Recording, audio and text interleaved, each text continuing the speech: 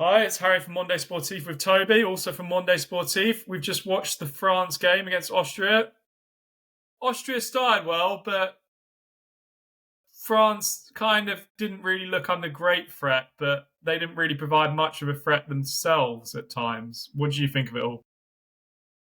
Yeah, France. It was a bit of a second England game, to be honest. From last night, we had France. They did enough, didn't they? They weren't at their best, but there were some signs that there were some good moments. I mean, Mbappe being an Mbappe, he looked great, didn't he? But then what's happened to him at the end there?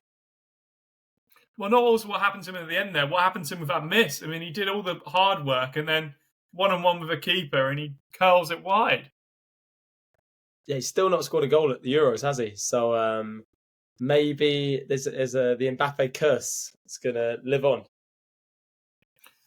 And one person that certainly didn't seem cursed, who's a formidable tournament footballer, was N'Golo Kante. N'Golo Kante, at the end, as you said, the last 10, 15 minutes was a bit nervy for France with Mbappe injured. And there was a moment where Austria looked like they were going to score, racing down one of their players. And then Kante just does what he used to roll back the years. Yeah, honestly, it was like watching Kante of old the whole game, wasn't it? It was Leicester Kante, and to be honest, I mean, given that he's been playing in that Farmers League for the last year, I was quite surprised, pleasantly surprised to be honest, because I think everyone likes Kante, don't they? He's such an honest, good player, and like watching him tonight, he was really really good, like on the ball as well. Where he was carrying the ball forward, playing like nice combinations on that right hand side.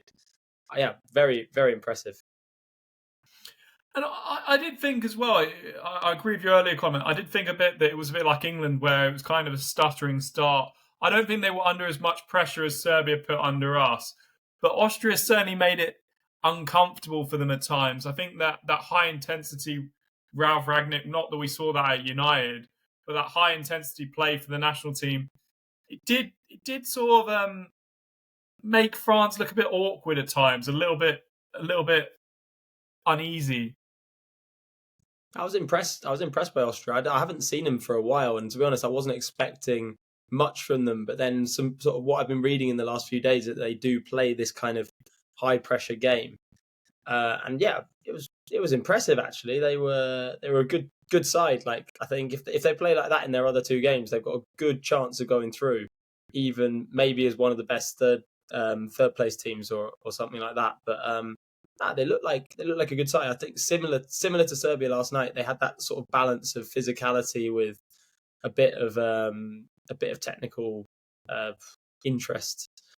But yeah, France were obviously going to have enough. Like, look at the quality in that France team. I don't know who else impressed you tonight.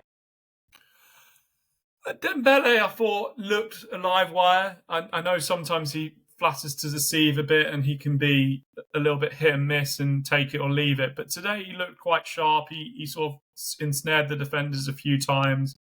And I think with that combination, and Mbappe surprised me because I don't watch that much um, La Liga or anything like that and have seen glimpses in the Champions League. But the way he dropped deeper was obviously a bit of a surprise to me. I thought he was going to be a focal point, obviously out there on the wing, but he dropped deeper and had a creative outlet.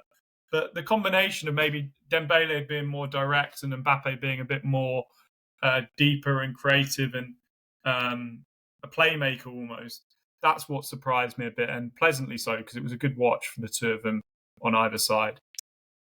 Yeah, I was impressed with well with Mbappe. Yes, Dembele. Honestly, no. Like I mean, he does flatter to deceive for me. Like he gets the ball. You know what he's gonna do. He just needs to be a step slower. Sometimes he's always like racing to do everything at 100 miles an hour. And like I mean that one where he cut inside and blazed that shot high and wide. It was like I thought that was just a typical bit of Dembele play. It's like watching Arjen Robben, but without like that wand of a left, without having the control in his left boot. I was particularly impressed by Hernandez at left back. I thought he was really really strong. Way he got forward, his pace. He looks like he's going to be a dangerous left back. Him and Dimarco from Italy are the two left backs I've been most impressed with so far, to be honest. But do you not think with Dembele, because he's so wild with the ball at his feet and he's so energetic, the way that, I mean, there were 2 times, I think, one at least, where it looked like he'd overrun it, but because he had such a pace, he forces defenders to make a challenge. And when you've got the defensive players on bookings and you've got the quality in the French side, there's a risk that you can get players sent off just because Dembele's sort of trickery. That's true. That's true. Like, that's what he's got. But I think if he used his pace to his advantage, he could be one of the best players in the world. But he's not, because too often his pace is his own worst enemy in a way, because he's just trying to do everything too quickly. Maybe when he gets a bit older and he sort of loses a bit of that pace, he'll look like a better player. But nah, he's not nothing that special for me. I think he's been a bit of he's failed to reach his full potential in my opinion. But Saliba was the other guy I wanted to talk about, of course, because as a Gooner, I mean, Saliba's Saliba, and he's by far the best centre back in the Premier League in my opinion. And he looked strong tonight. That was his biggest game so far in a French shirt, because he went to the World Cup and didn't play a minute, I'm pretty sure. And yeah, no, he looked good tonight for me. I was surprised to see him start, to be honest. I thought it would be Konate alongside Upamecano. Deschamps been a bit critical of Saliba, to be honest, but he showed tonight that he's a world-class player for me. Yeah, and in terms of the as you alluded to earlier, the rest of the group, I mean, I think there's no doubt really that France should go through as winners, because I don't think Poland will pose as much of a pacey, high energy opposition as Austria did, with Baumgartner in particular being very effective at that style of play, and Lima is obviously a good talent too.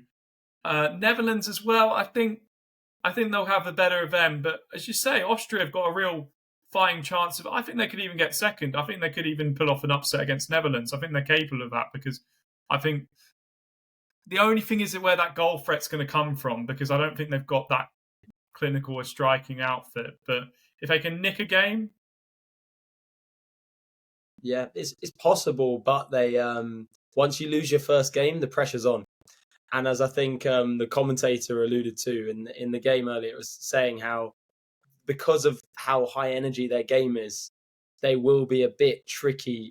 It will be a bit tricky for them come the second and third game to keep those high energy levels up. I think it would have been so good for them if they'd nicked a point in that game, and they easily could towards the end of that game. If they'd nicked a point tonight, that would have given them so much momentum, and then I'd agree with you that they go through. But I mean, now that game against Poland's really, really crucial for them. And yeah, I mean, Holland looked all right the other day. They didn't look at their absolute best, but they looked like a decent side. I think, yeah, France will go through though, no problems. brilliant. Well, not really earth-shattering there, but I think the earth-shattering thing is obviously the way that Austria played and took it to them at times. So thank you very much, Toby, for your time. All the best. And for people watching, remember to like and subscribe for more similar Euros content. All the best.